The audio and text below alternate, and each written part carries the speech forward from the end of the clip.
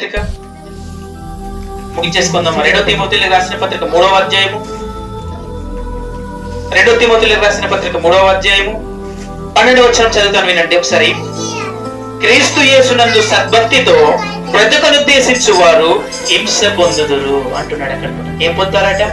దేవుడి కొరకు నేను బ్రతకాలి, దేవుడి పరిచర్యలు నేను ముందుకు వెళ్ళాలి, దేవుని సేవలు నేను ముందుకు వెళ్ళాలి, దేవుని సేవకుడికి నేను సహకరించాలి, దేవుని సంఘములో నేను పాటలు పాడాలి, వాక్యము చదవాలి, వాయిద్యం వాయించాలి అని ఎవరైతే ముందుకు రావాలనుకుంటారో వాళ్ళకి ఏమొస్తాయట?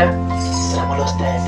బ్రతకను ఉద్దేశించు వారికి, క్రీస్తు యేసునందు సద్భక్తితో బ్రతక నిర్దేశించు వారందరూ ఏం పొందుతారంటే హింసలు పొందుతారట. మరో మాట చూడండి, 1 పేతురు రాసిన పత్రిక పక్కనే ఉంది. 1 పేతురు రాసిన పత్రిక 4వ అధ్యాయము 16వ వచనం చూడండి. 4వ అధ్యాయం 16వ వచనము చూడగలిగితే